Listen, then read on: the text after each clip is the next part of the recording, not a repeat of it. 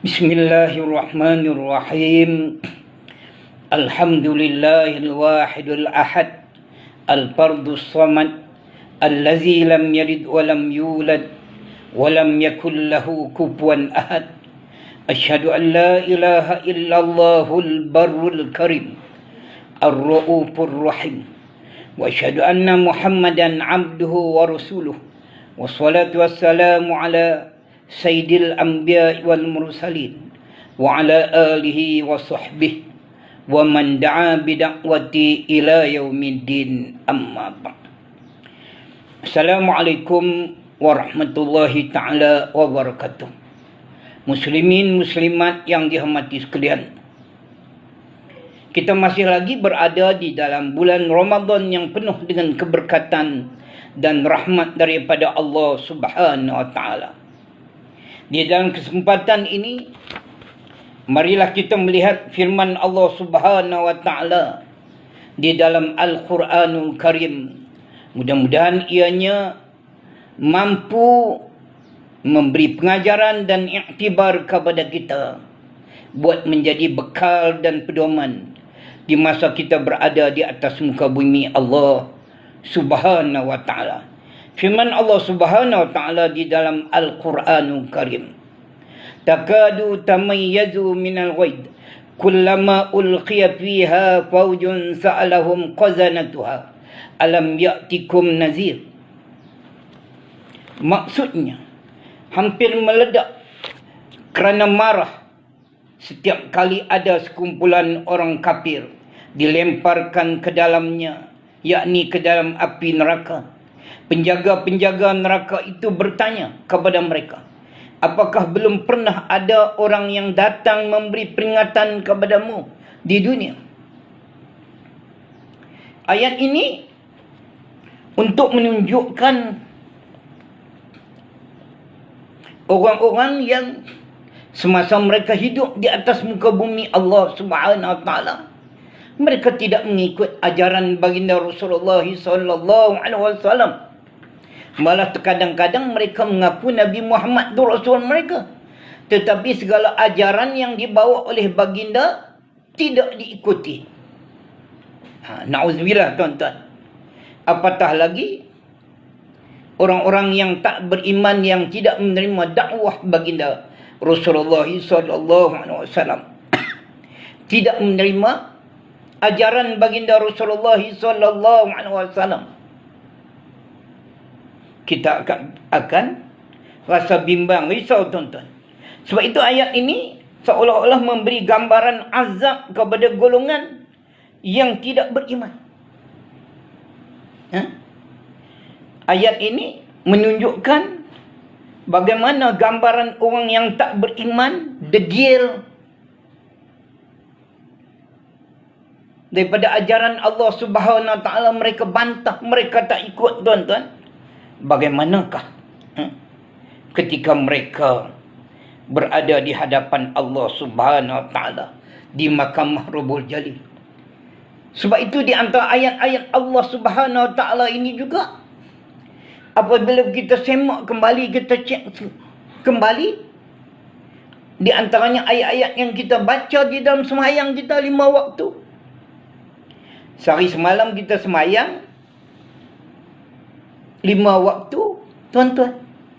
Ada 17 rakaat. Daripada subuh sampai Aisyah, ada 17 rakaat. Bermakna 17 kali kita membaca surah Fatihah. Salah satu ayat yang kita baca di dalam surah Fatihah itu iaitu ayat yang berbunyi Maliki Yaumiddin, Malik, Raja Hari Pembalasan. Raja Hari Pembalasan. Bolehkah kita jawab soalan Raja Hari Pembalasan? Orang-orang yang beriman, kata para ulama, orang yang beriman dan bertakwa kepada Allah, bila mereka membaca ayat Maliki Yaumiddin, mereka gerun, mereka cemas, mereka takut, mereka gemetar. Bermula daripada hujung rambut mereka sampai hujung kaki mereka seolah-olah menggigil. Kerana takut. Anggota itu menjadi menggigil takut kerana apa? Kerana hati mereka beriman bertakwa. Anggota mereka pun diikuti beriman dan bertakwa. Bimbang, takut. Ketika mereka nak menghadap Allah Subhanahu Wa Taala, nanti di hari akhirat, penjaga neraka ni terdiri daripada para malaikat Allah yang kasar dan keras. La ya'suna Allah. Mereka tidak pernah menderakai Allah. Apa yang Allah Ta'ala suruh, dia akan buat. Tak ada dah. Kita YB ke, kita Datuk ke, kita Tan Sri ke, kita Tun ke, kita pangkat apa ke, tak boleh tolong dah masa itu. Kita duit banyak pun tak boleh tolong dah. Hanya amal soleh kita yang akan dapat membantu kita, yang akan dapat menolong kita. Sebab itu kita tengok Al-Quran ini adalah panduan kepada kita. Kita pakat-pakat bacalah. Kita pakat-pakat bacalah Al-Quran. Terutama di bulan Ramadan ni. Baca ayat-ayat Allah Subhanahu Wa Taala Al-Quran. Kita tengok makna-maknanya. Maknanya, Allah ni pemurah penyayang. Allah ni maha pemurah, maha penyayang. Yang beriman pun dia bagi, tak beriman pun dia bagi. Bukan beriman saja, tak beriman pun dia bagi. Islam pun Allah Ta'ala bagi rezeki, tak Islam pun Allah Ta'ala bagi rezeki.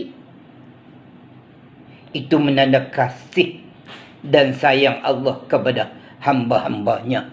Tetapi tiba-tiba manusia ni jadi ingkar. Kita minum air tiap hari. Manusia ni tak boleh buat air, tuan-tuan. Manusia ni mana boleh buat air? Manusia tak boleh cipta air. Air ni diberikan oleh Allah.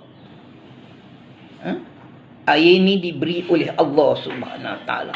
Manusia tak mampu nak buat air. Manusia nak makan buah apple. Manusia tak boleh buat buah apple. Adalah apple plastik. Orang panggil pun apple plastik. Tak boleh makan. Bolehkah belah makan? Blender minum air? Tak boleh. Ini benda-benda yang kita kena tengok. Nikmat Allah bagi kat kita banyak. Yang Allah minta suruh kita ni beriman dan bertakwa, rukuk dan sujud kepada Allah Subhanahu Wa Taala. Allah bukan minta suruh kita bayang apa? Pernafasan yang kita sujud udara dan sebagainya. Kita tak kena bayang apa dah. Kalau elektrik, kita tak bayang, tuan-tuan. Dia mari potong.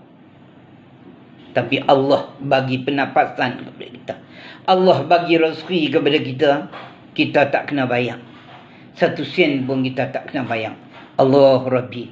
Batang tubuh kita yang Allah Ta'ala jadi pun, kita tak kena bayang. Mata kita cantik, mata kita celik. Kita tak buta dapat melihat. Hidung kita, maknanya kita boleh bernafas. Allah Ta'ala bagi kepada kita. Malah Allah Ta'ala jadikan kepada kita 2 bibir mulut dan 1 lidah. Walisanan wa syafatai. 1 lidah dan 2 bibir mulut. 1 lidah dan 2 bibir mulut ni, cuba kita kaji balik. Kita buat apa?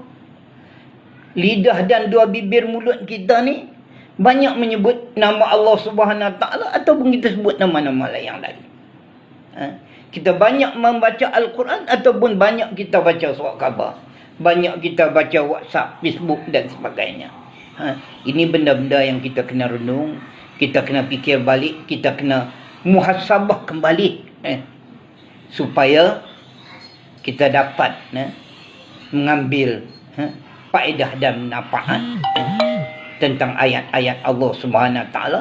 Surah Al-Mulk ayat yang ke-8 ini, insya-Allah mudah-mudahan mampu menjadi kita gerun dan takut kepada Allah Subhanahu Wa Taala. Cukup pada malam ini. Wabillahi taufiq wal hidayah. Wassalamualaikum warahmatullahi taala wabarakatuh.